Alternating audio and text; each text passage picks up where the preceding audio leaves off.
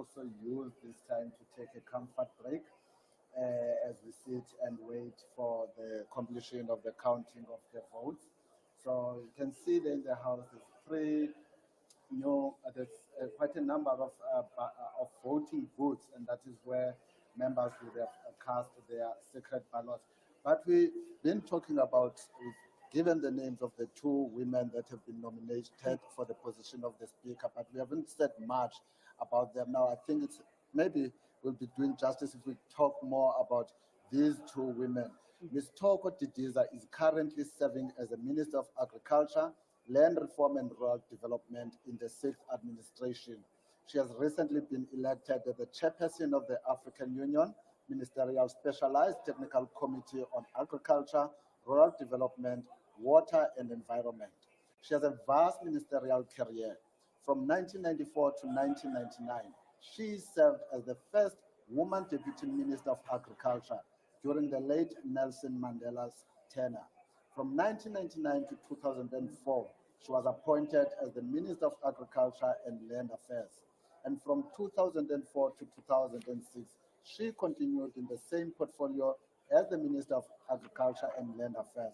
And it was during this time of office that Ms. Didiza convened the National Land Summit in 2005, which involved a wide range of stakeholders to reflect on South Africa's land reform policies. In 2006 to 2008, Mr. Didiza was appointed as the Minister of Public Works. Other career positions and activities include Ms. Didiza was re-elected as a Member of Parliament in the 5th administration and appointed as the House Chairperson, Internal Arrangements. In 2016, she was elected as the Chairperson of the Commonwealth Women Parliamentarians Africa region. And politically, she has served as a member of the National Executive Committee and the National Working Committee of the African National Congress from 1997 to 2007 and was re-elected in 2012 up to date. So she's a seasoned politician by all accounts. And the other candidate vying for Speaker of the National Assembly is Ms. Veronica Mente. She is the national chairperson of the EFF since 2019 and has been a member of the National Assembly since 2014. Ms. Mente started nurturing her political ambition as far back when she was in school. She was an active member of campus politics. Ms. Mente began her professional career as a bodyguard to the then mayor of Cape Town. She was a barefoot lawyer in the township of Khayelitsha and assisted workers who had their rights abused in different ways in the workplace. Ms. Mente was one of the 15 volunteers who worked with the Advisory Office Labour Community Advice Media and Education Centre in Khayelitsha. With her knowledge, which she acquired informally through her self-learning, she was always able to help workers in her hometown, Khayelitsha. She went on to do a volunteer service for the LMA's MEC, Labour Community Advice Media and Education Centre in Khayelitsha. In 2013, when the EFF was founded, she was part of the first people to join the party. During her term as a Member of Parliament in the 5th and 6th Parliament, Ms. Mente was a member of the following committees: the Standing Committee on Public Accounts, the Standing Committee on the Auditor General. Well, those are the nominees for the position of the Speaker of the National Assembly. We are waiting with bated breath to hear who the first elected presiding officer of the 7th Parliament will be.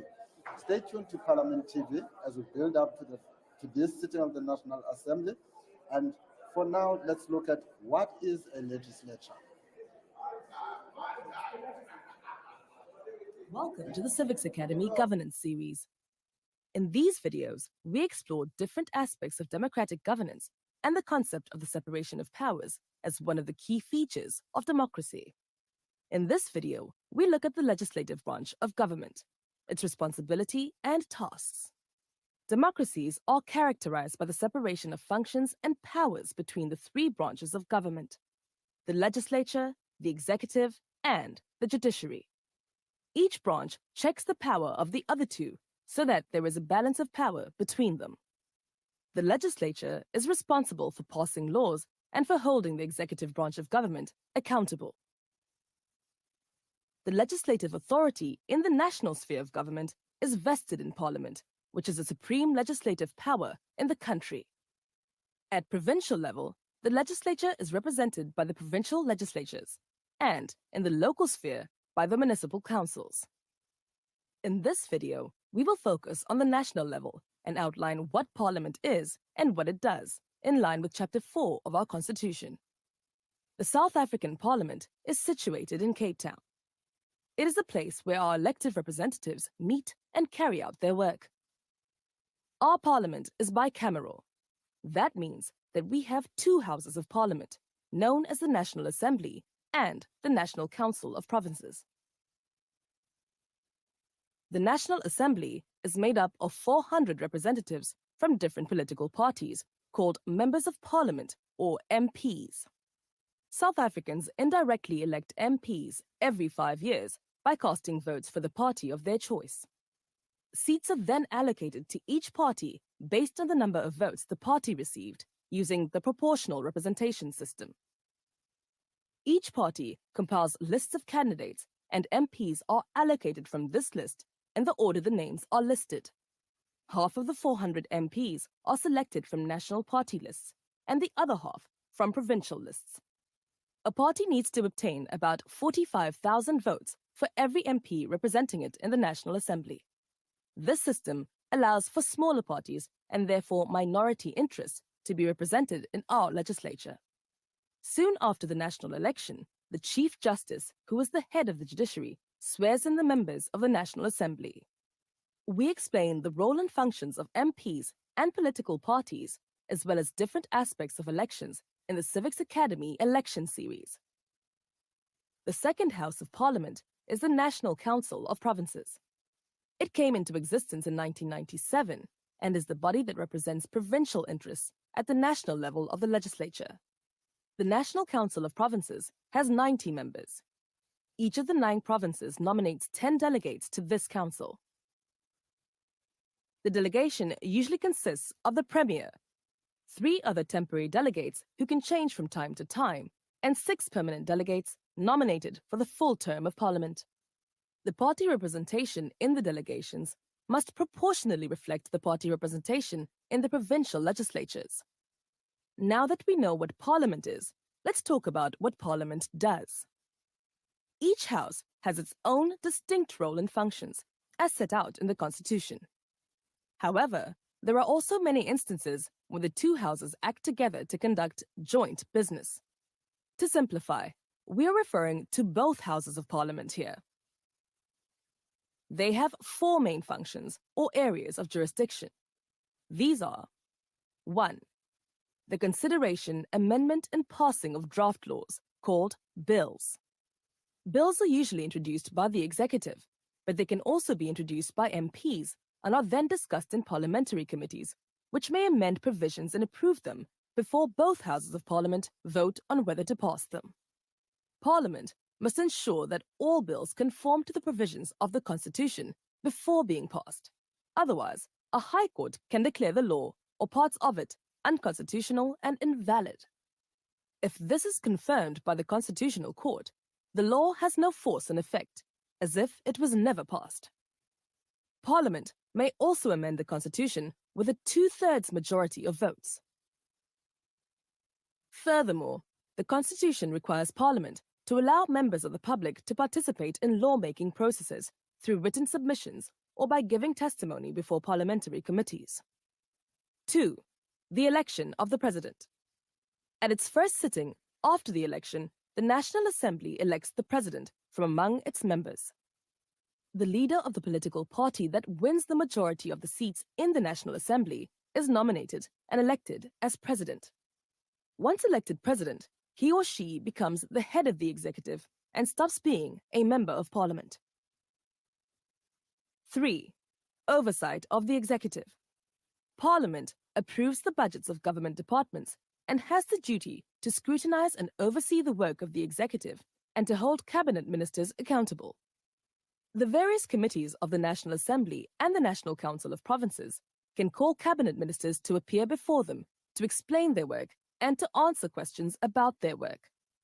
In this way, the the committees of the National Assembly and the National Council of Provinces ensure that the members of cabinet do their job properly. The president and his or her cabinet are also required to answer questions in Parliament and to defend their budget every year before the National Assembly. 4. Parliament provides a national forum for consideration of important issues. To achieve this goal, political parties table motions that must be debated and voted on. The National Assembly and the National Council of Provinces carry out their duties in different ways. Each house meets in its own plenary session to pass legislation and debate issues. In extraordinary circumstances, the National Assembly and the National Council of Provinces can meet in joint sittings to debate important issues of the day or to listen to important speeches. Beyond these regularly scheduled plenary sessions, the President may at any time summon Parliament for an extraordinary sitting. Parliamentary work is done in a number of different committees, consisting of smaller groups of members. Committees enable members of Parliament to develop expertise and in-depth knowledge of the specific committee's area of responsibility, for example, health, education, or foreign policy. Each house has its own committees. Committees are, in general, proportionally representative of the parties in Parliament and headed by a chairperson.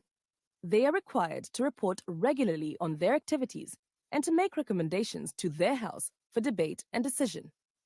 There are a number of joint committees of the National Assembly and the National Council of Provinces. For example, the Annual Constitutional Review Committee. Committee meetings are generally open to the public. Summary. The legislature is the representative of the people of South Africa. The 400 plus 90 representatives are given their mandates through regular elections and vote on issues of national importance in Parliament. Parliament is responsible for passing laws and for holding the executive branch of government accountable. The power of Parliament is limited by the Constitution. The judiciary checks the exercise of power by the legislature. Through its work, Parliament is tasked to make sure that the interests of the people of South Africa are represented in all their diversity.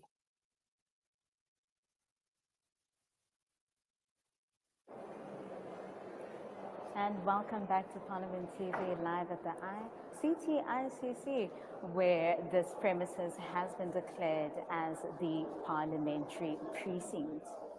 Now, of course, the counting of votes is underway, and as you can see your visuals right there, there are party representatives or party observers who are overlooking the counting process.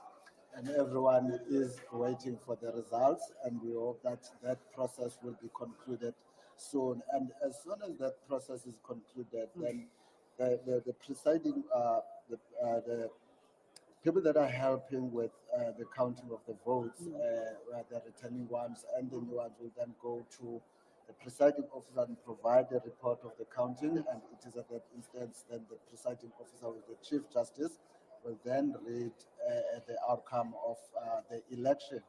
And from there on, we can expect then to see the same process, but now with the election of the Deputy Speaker. I think viewers should also bear in mind that tomorrow the NCOP will also have its first sitting, and that is scheduled for the 15th of June. Of course, we heard from this STP, which is the Secretary to Parliament, Mr. Xolile Job, from his media briefing yesterday, where he spoke about the readiness of Parliament for the NCOP members. Of course, members are coming from their respective provinces, making their way to Parliament, and they will go through the necessary parliamentary registration process.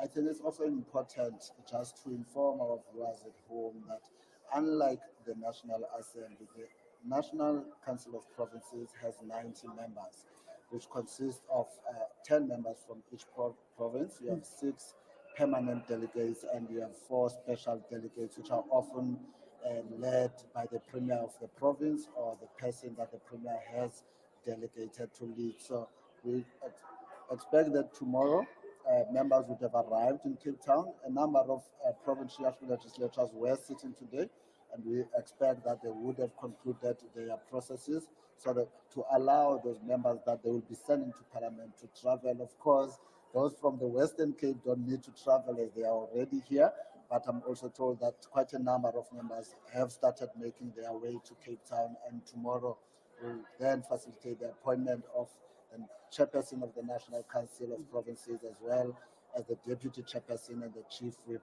of the National Council of Provinces. Of course, you are still live on Parliament TV. Let's look at the role of the National Assembly and its functions.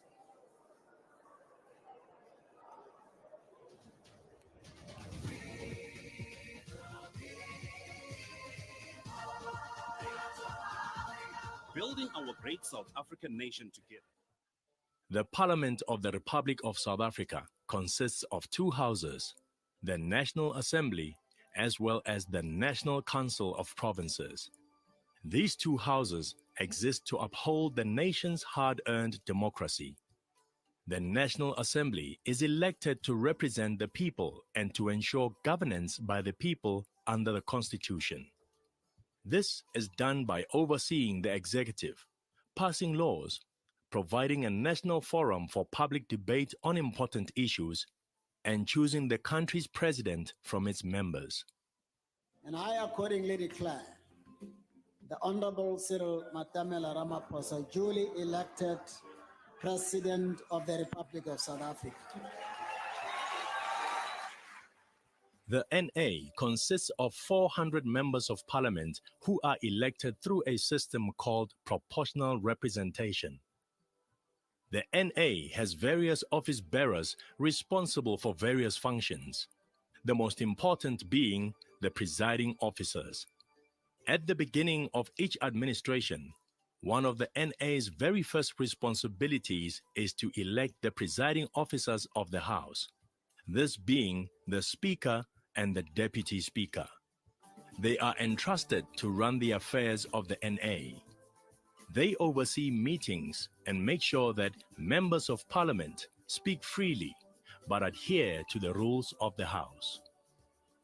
In addition, each political party in the NA elects a chief whip to run its affairs. As mentioned, Parliament passes laws. This is done by referring bills to committees for processing and debating those bills. The House can approve, reject, or refer bills back to committees for further discussion. The National Assembly also has a constitutional mandate to carry out oversight on the executive. Oversight is carried out by scrutinizing, monitoring, and overseeing the actions of the government or any other organ of state in respect to the implementation of the laws, the application of the budget, and observance of the Constitution. The National Assembly keeps the executive accountable by approving budgets, asking parliamentary questions, having parliamentary debates about the important issues, and by proposing and voting on motions relating to the work of government. All these efforts to make your future work better.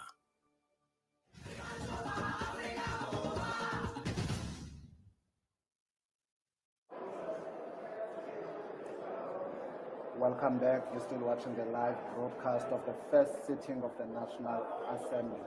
And we are still waiting as the votes are being counted for the position of the Speaker.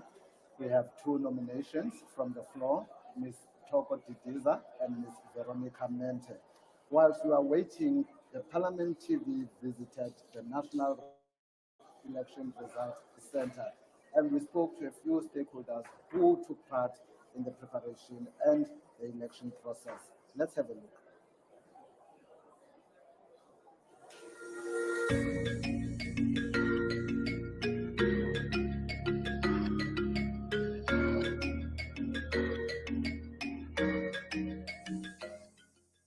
The CSIR, in collaboration with the SABC, are once again part of the South African elections, using its prediction models for the South African national and provincial elections, a model that the CSIR introduced since the 1999 general elections.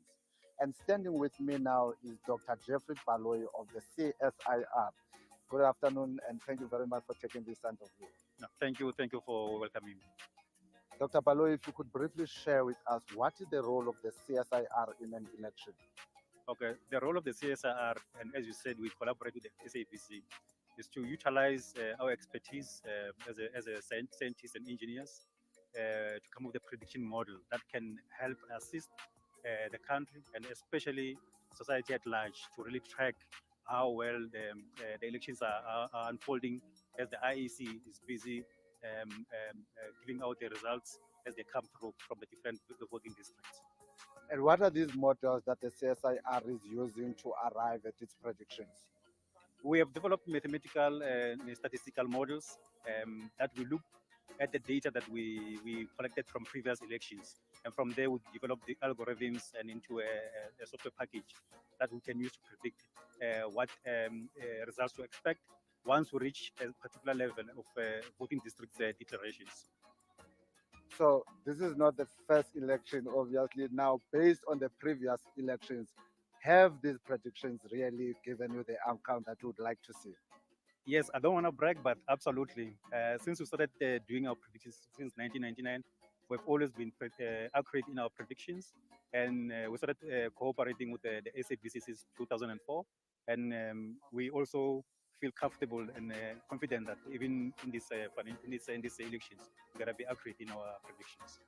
And when does CSIR start with its work? When does CSIR ordinarily start preparing for an upcoming election? Actually, we start as soon as we collect the results from these elections. For example, for the next elections, we have to update our models with the new data. So we start as soon as possible. So when the next elections come, for example, the municipal elections, when they do come, we are ready for it. Mr. Baloyi, thank you very much for talking to us. You're welcome. Well, that was Dr. Jeffrey Baloyi of the CSIR talking to us about CSIR prediction models in an election.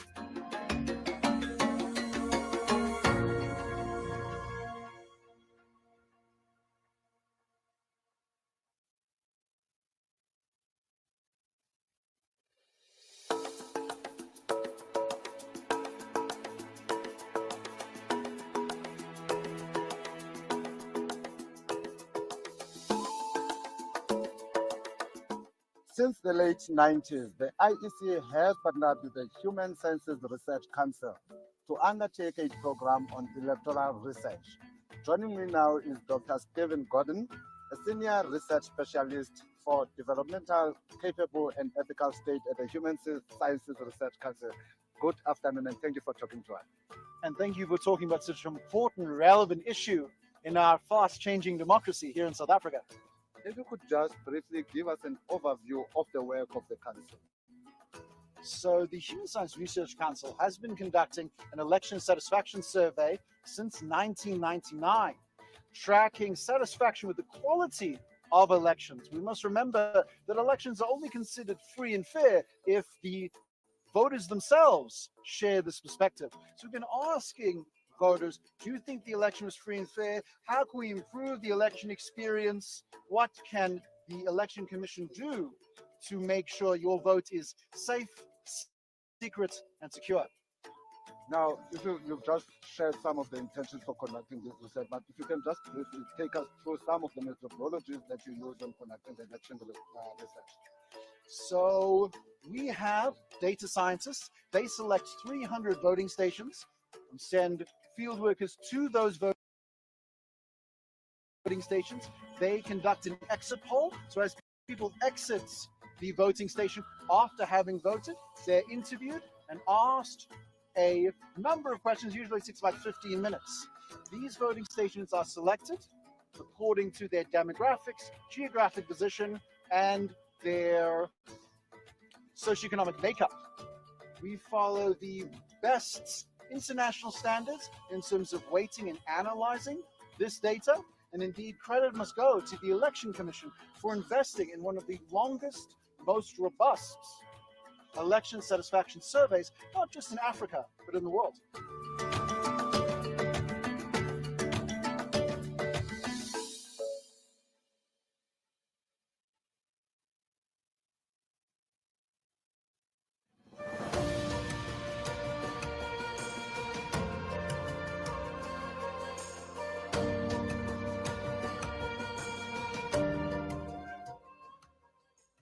Election observation including special voting, is one of the crucial components for ensuring integrity and transparency for electoral processes. Joining me now is Mr. Tendai Mbanje. He's from the African Center for Governance. Good afternoon, Mr. Mbanje, and thank you for talking to Parliament TV. Thank you so much. Good afternoon. Mr. Mbanje, can you take us through or give us an overview of the role of the center in relation to the South African elections? Thank you so much. And our role has been mainly to involve ourselves in civic education that relates to stages of the electoral processes. As you are aware that elections are 5-year cycle. So what we do in the 5-year, we engage the work of the IEC on its various stages. For example, if it is about voter education, it is about encouraging people to register to vote, any education around electoral processes. We are experts in that area, and we work with communities, we work with civil society groups to empower and to educate people around electoral processes. What were some of the critical issues that you picked up during your observer mission in the voting stations? So what we involved ourselves was we focused on various stages of the electoral process, but much more of our emphasis was to events leading to the election day. So what we did was to train our observers. We trained a number of observers, both local and from the region, who formed a group of impartial observers whom we deployed in 8 provinces, except the Northern Cape.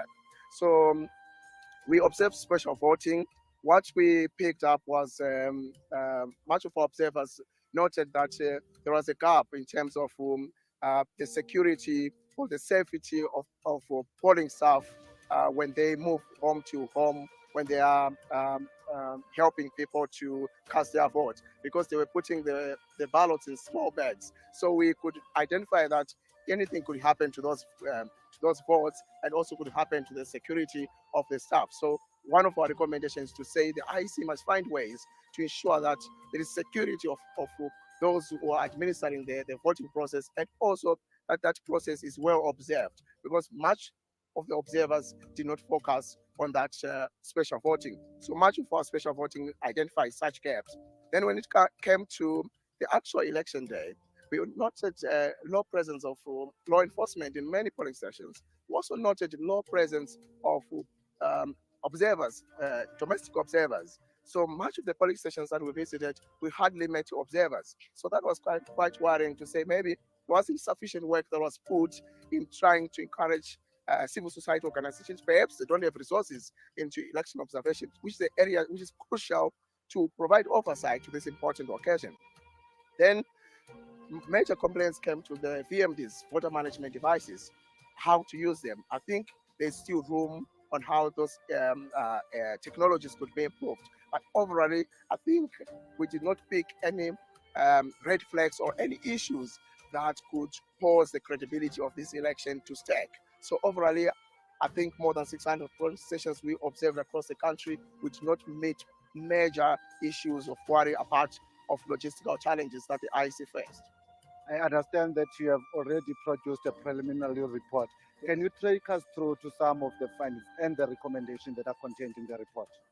So some of our findings, what I've highlighted about the election technology, mainly about the election technology. We really commended the IEC for being transparent in terms of communication of throughout the election cycle. We could realize that if you go to IEC website, you get information that today there was issue about the system that was not working. The IEC communicated. For me, that is quite fundamental. That's quite huge. So communication was very key, and the IEC was very open to engage stakeholders. The door was open. We could go and engage, and we were invited for several briefings. I think that was professional, and also we commended the professionalism of IEC staff during the electoral process itself. I thought that was quite phenomenal, because most of the staff that we interacted with were very professional, although there were glitches here and there, but you could see that the level of professionalism was maintained. So those kind of things we highlighted, and also we highlighted that the strength of institutions, state institutions, actually made easier the work of the IEC. We realized that this election was highly litigated. There were court cases in and out, and we just realized that that did not compromise the work of the IEC. I think that actually solidified the work of the IEC. So those were overall findings, but our recommendations were to say the IEC must be over-prepared. I think this election, they used the data from previous elections to analyze the trend and perhaps prepare for this election, which took them by surprise in my view. So I think there's need to over-prepare than perhaps to moderately prepare for an election. So in terms of logistics, that's where the challenge is, but and also in terms of improving election technology. But overall, in terms of the legal frameworks, compliance to the constitution, the standards, and I think there has been commendable efforts that we see that IEC did. And from there, to then say that the South African elections, the 2024 South African elections, were credible, fair, and free. As election observation missions, we don't certify elections to say the election was free and fair, because to determine whether the election was free and fair, it's a very complex issue. But we talk about the credibility in terms of meeting international standards, in terms of the laws, whether the IEC acted in its mandate, the IEC complied with the Constitution, the IEC complied with the Electoral Act. I think the courts of law kind of confirmed that. Even the IEC's, in its own motion, to approach the Constitutional Court to ask for the interpretation of certain legal texts. I think that was fundamental and was phenomenal. So I think if you analyze how the IEC acted, we could see that they were operated in the confinements of the law. But when it comes to logistics, it's not legal. I think that there is an over-assessment that the IEC did, to a larger extent, follow those standards. Since you cannot declare whether the elections were free and fair, out of 10, what would you give the IEC? And secondly, where will members of the public be able to get hold of the criminal report that you have produced? I cannot say for certain out of 10 or where the IEC stands, because the process is still going on. You realize that what we have done, it's a portion. We still have to observe this process and the declaration of results and the post-election period. So our report is a comprehensive report. So the election cycle is not finished yet. So we cannot give an assessment because we are still in the process. It's like you have cooked halfway, and then you say, can you give an assessment of how this meal tastes? It needs to be fully cooked. Mr. Mbanje, thank you very much for talking to Parliament TV. Thank you so much. Well, that was Mr. Tendai Mbanje of the African Center for Governance sharing with us on the observer mission that they've conducted with these 2024 general elections. Camera, my friend.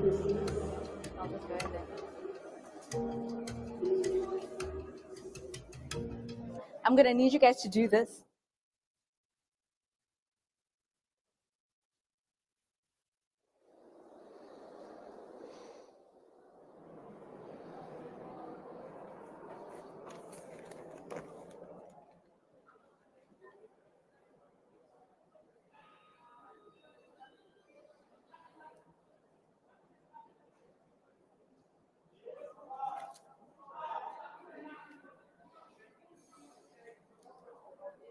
Please take your seats.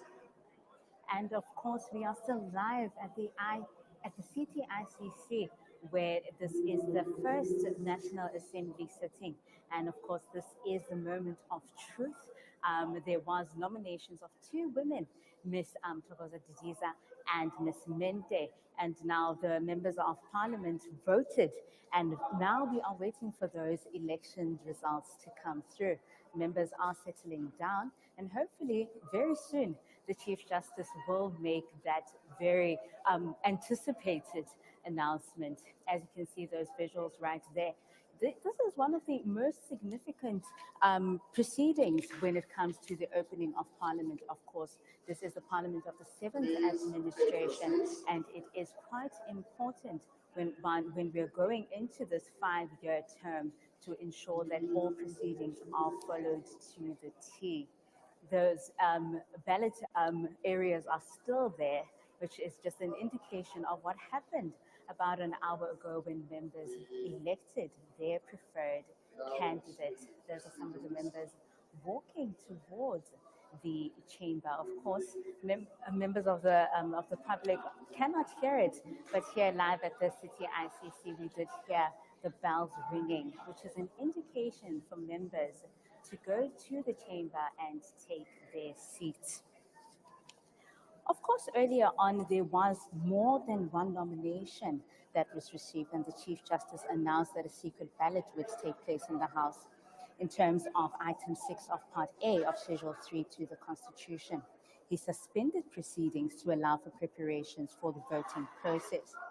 At the resumption of the proceedings, the Chief Justice announced the procedure to be followed, and members were called in groups to cast their ballots. Of course, the President and the Deputy President there, as you can see them interacting, and of course, probably also waiting for the much anticipated result for the Speaker of Parliament. Now, I was just reminding you of the reason why we find ourselves here. And of course, this is because there was more than one nomination that was received for the Chief Justice, for the nomination of the Speaker of Parliament, Speaker of the National Assembly, rather. Of course, after the proceedings resumed, the Chief Justice announced the procedure to be followed, and members were called in groups to cast their ballots. The Chief Justice was assisted by returning officers appointed by him, and the election was conducted. Now, we saw here that most of the political parties had an issue with the elections being counted without any party observers, and so the Chief Justice allowed that, and party observers were allowed to sit in while those election counting was going on. Of course, now we are waiting for the Chief Justice to proceed with the resumption of the House, where he will announce the results in the event of the majority being obtained, and then he will accordingly declare the member concerned as having been duly elected as Speaker. The Chief Justice will then congratulate the newly elected Speaker and call upon the Sergeant at Arms to conduct the Speaker to the Chair.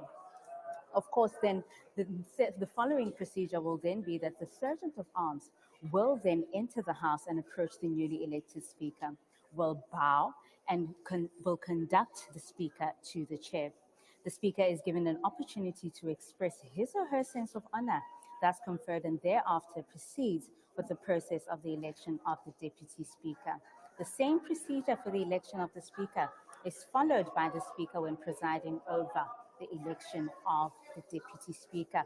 Of course, the order of proceedings indicates that right after this, the Deputy Speaker will be up next when it comes to the nominations and elections. Of course, members are probably eager for that process as well. And of course, the proceedings are similar to those of the election of the Speaker of the National Assembly. And let's tune in live.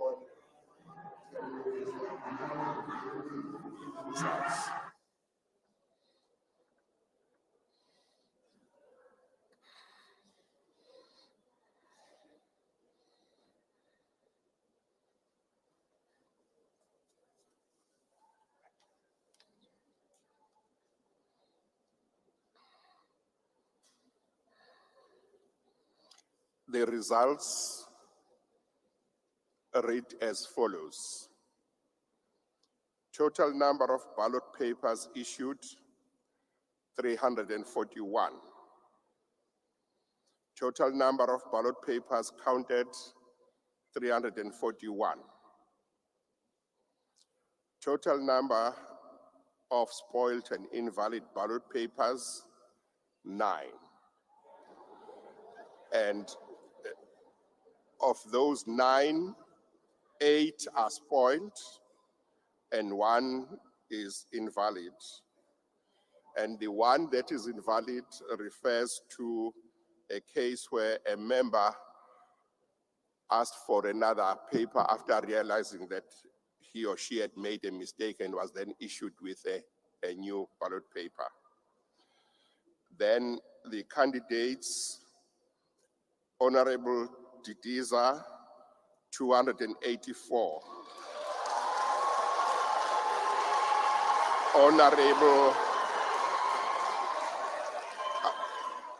silent, silent, silent, silent, silent, silent. Let me finish the results, please.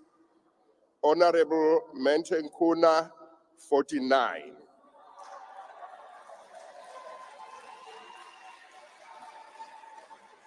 In terms of item 6,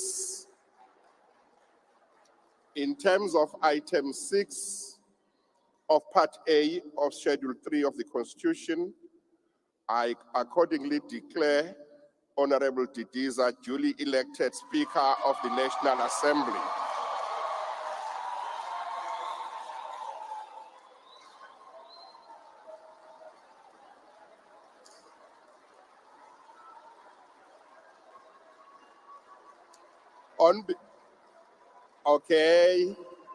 On behalf of all present here, I have the honor of congratulating you on your election as Speaker. I now call upon the Acting Sergeant at Arms to conduct the Honorable Speaker to the chair.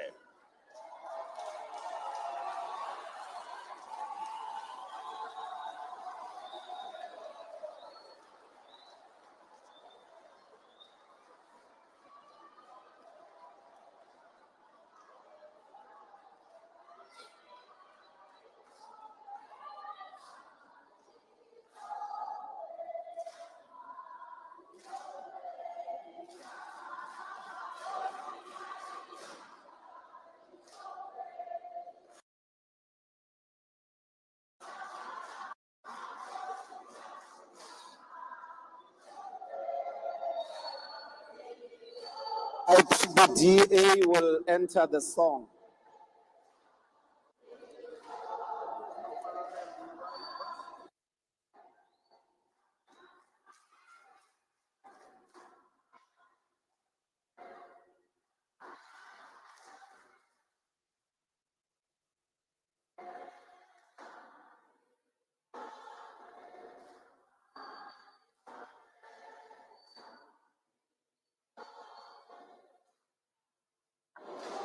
Will all members rise, please?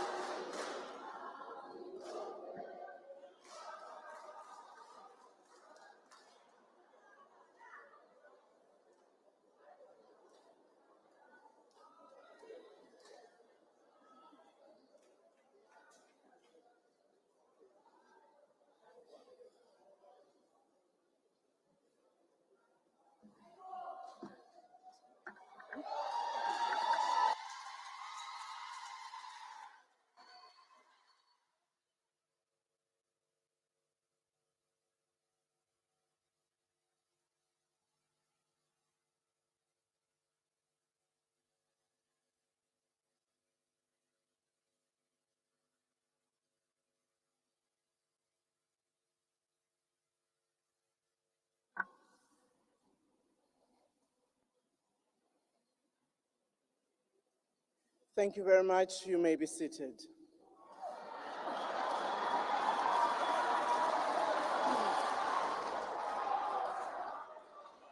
Order, honorable members. Chief Justice, Your Excellency the President, Deputy President, honorable members of Parliament, the leaders of the various parties present here, the people of South Africa. I'd like to thank all of you as members who have participated in this democratic process of electing the Speaker of the National Assembly in the 7th Parliament of the Republic of South Africa. I'd like to thank my organization, the African National Congress, for having nominated me to represent them as the movement, but also the people of South Africa, supported by the parties that have voted me. But I also know that the other party that might have nominated a candidate duly supports this nomination. But as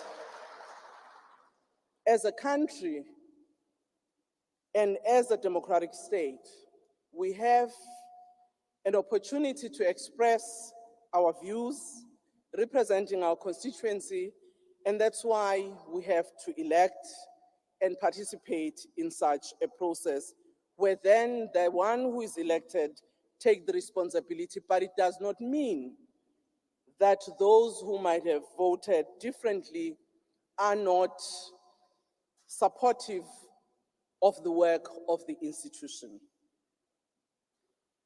This indeed is an important institution of our country where we have to pass laws and represent our people and ensure that the work that we do as legislators in passing those laws and also ensuring that we play an oversight role on the executive, we do so in the interest of our people.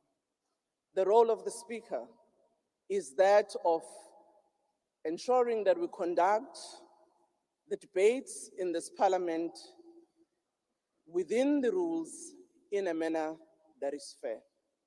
And I commit that I will, working with the team in the Speaker's office together with the House Chairperson that will be duly elected, do exactly that.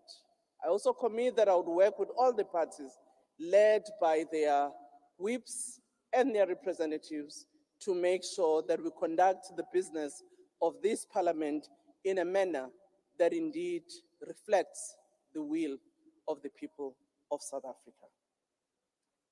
Thank you very much for this honor. We now continue with the business of the day.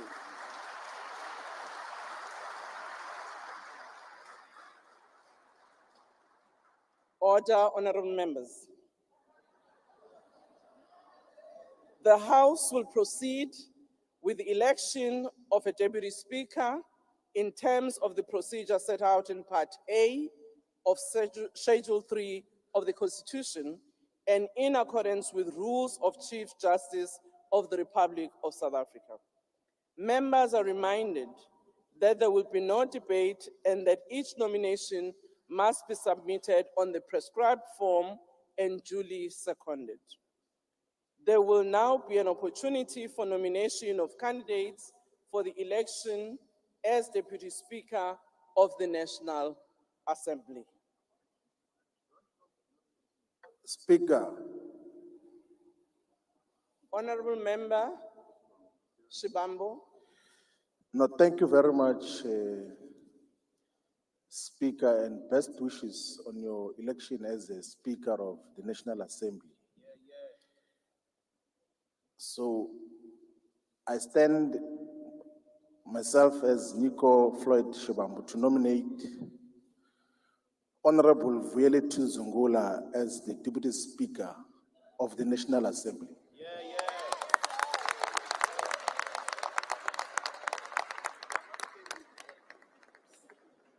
Thank you very much.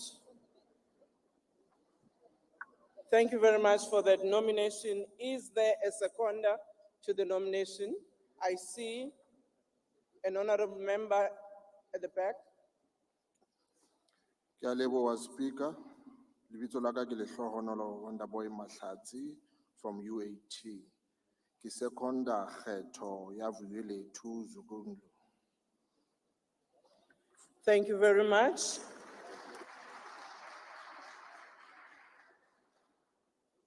May I ask whether the nominee accepts the nomination? Thank you, Speaker.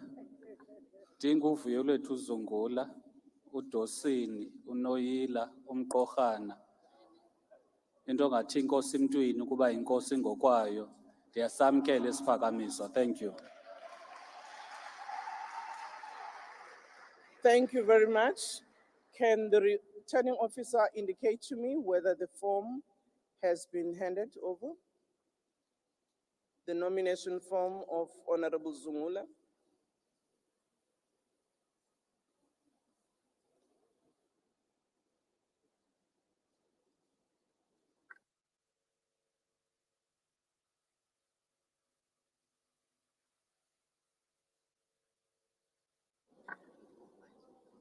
Thank you very much. We have received the form of nomination of Honorable Zungula. It has been signed accordingly by both the one who nominates and the seconder, as well as the nominee himself. I would like to confirm with Honorable Zungula whether the signature on the form is the one that he acknowledged it's his. Yes, it is. Thank you very much, Honorable Zungula. Are there any nominations? Honorable Kwarue? Thank you very much, Speaker, and a huge congratulations on your election. I would like to, as Siviwe Gwachube from the Democratic Alliance, nominate Dr. Annelie Lotriet for the position of the Deputy Speaker, please. There's a doctor in the house. Thank you, Honorable Member. Is there any seconder for the nomination? Honorable Member? Speaker, I, Desiree van der Walt of the DA, second the proposer for Dr. Annelie Lotriet as the Deputy Speaker. Thank you. Thank you. May I ask whether Honorable Lotriet as a nominee, as nominated, accepts the nomination? Madam Speaker, I, Annelie Lotriet, accept the nomination.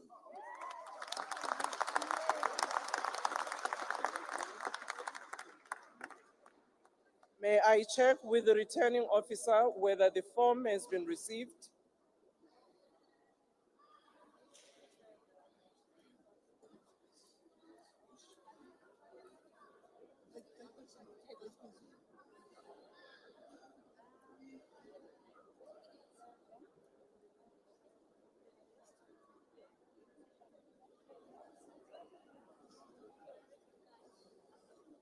Thank you very much. The form has been received. It duly complies.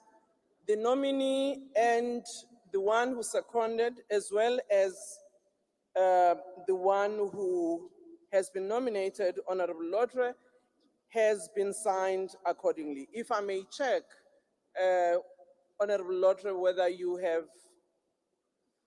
can acknowledge that the signature on the form is yours. Honourable Speaker, I confirm the signature on the form is mine. Thank you very much. We have got 2 candidates for now. Are there any nominations from the floor?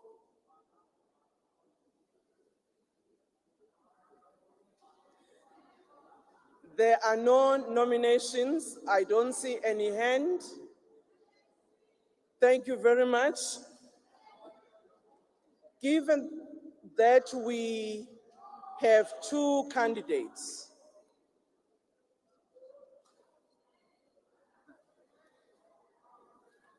a secret ballot will take place in terms of item 6 of part A of schedule 3 to the Constitution.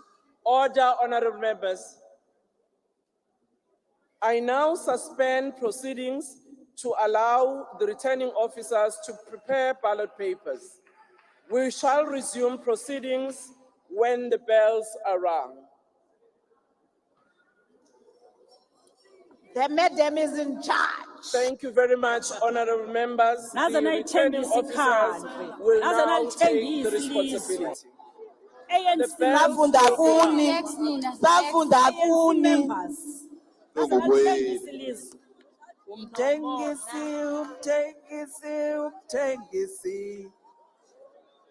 Taste your own.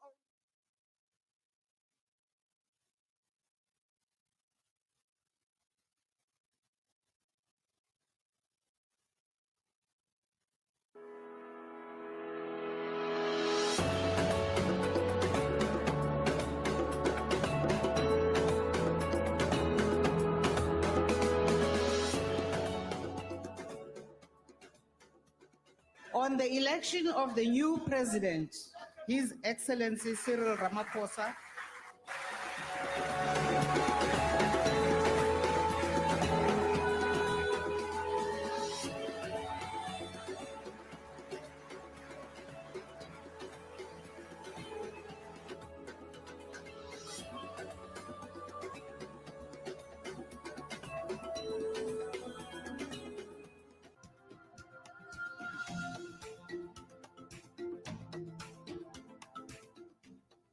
month of June, Parliament joins the nation in commemorating Youth Month, a time to recognize the contributions and aspirations of the youth in our society, a time to reflect on the struggles faced by young people in the past and to celebrate their achievements in shaping the future. Youth Month holds great significance in South Africa as it marks the anniversary of the student uprising in 1976, when young people took to the streets to protest against the oppressive apartheid education system. Their courage and sacrifice have paved the way for a more inclusive and equitable society. Parliament acknowledges the importance of investing in the youth, as they are the future leaders, innovators, and change makers. It is committed to creating an enabling environment for young people to thrive, providing access to quality education, skills development, and economic opportunities. Through various initiatives and legislation, Parliament aims to address the challenges faced by the youth, such as unemployment, inequality, and limited access to resources. It recognizes the need for inclusive policies that empower young people and ensure their active participation in decision-making processes. As we commemorate Youth Month, let us reaffirm our commitment to supporting the youth and working towards a society where every young person can reach their full potential. Together, let us build a brighter future for the youth of South Africa. Parliament, empowering the youth for a better tomorrow. Welcome back. You're still watching the live broadcast of Parliament TV on DSTV channel 408. We are inside the National Assembly and you can see the members up on their feet and singing. And indeed, Honorable Thoko Didiza has been duly elected as the Speaker of the National Assembly and presided over the nomination of the Speaker. Ms. Didiza is the fifth woman Speaker of the National Assembly, following then Ms. Frene Chinwala, may her soul rest in peace, Ms. Baleka Mbete, who was followed by Ms. Gwen Mahlangu Kabinde, and after her it was Ms. Thandi Modise, and after Ms. Modise it was Ms. Nosiviwe Ngakula, and we now have Ms. Thoko Didiza. The House is now suspended for the printing out of ballot papers, after which the secret ballot vote for the Deputy Speaker will resume. The candidates for Deputy Speaker are Honorable Vuyolwethu Zungula, the leader of the African Transformation Movement, and Honorable Dr. Annelien Lotriet of the DA. We do know that Mr. Zungula was nominated by the Deputy President of the EFF, and Dr. Lotriet was nominated from the DA bench. Of course, Seminkosi, I think this is quite interesting times because now we are seeing the government of national unity for the first time, where South Africa does not have an outright majority. Yeah, Tsebo, and just to take the viewers through the outcome of the voting, we know that 310 ballot papers were issued. We have 284 votes went in favor of Ms. Thoko Didiza. 49 votes went in favor of Ms. Veronica Mente, the chairperson of the Economic Freedom Fighters. We have been informed that 8 of the ballot votes were spoiled and there was 1 invalid vote. Of course, viewers will then know and they have seen that the proceedings that were followed to nominate the Deputy Speaker are very similar to that of the Speaker of the National Assembly. Of course, we mentioned that, of course, the proceedings are similar to those of the election of the Speaker of the National Assembly. However, the newly elected Speaker of the National Assembly, Honorable Didiza, is the one who presided over these proceedings. And so for someone who was not here when that announcement was made, there was lots of noise that came from the National Assembly, people cheering for the appointment of Ms. Thoko Didiza as the Speaker of the National Assembly for the 7th administration. Of course, the National Assembly has been suspended as they are busy preparing the ballot votes. We know that there will be 2 names on the ballot votes, that of Mr. Zungula and that of Dr. Lotriet. So they are currently busy with the printing of those ballot papers, and as soon as the printing is done, the House will resume again, where we will see members, as we have previously seen when they were electing the Speaker, casting their votes again secretly inside the chamber. And of course, this goes back to what you were speaking to, that the fact that the House has been suspended right now is to print those ballot papers. This shows that Parliament has no preemptive idea of what is going to happen within the parliamentary sitting. Of course, this means that there's a lot of integrity, there's a lot of fairness within the elections, and of course, hopefully, maybe just like the elections of the Speaker of the National Assembly, maybe there will be party observers with this counting. Yeah, whilst we wait for that process to unfold, the election of the Deputy Speaker, which slightly different from the election of the Speaker, is now being presided by the newly elected Speaker, Ms. Didi.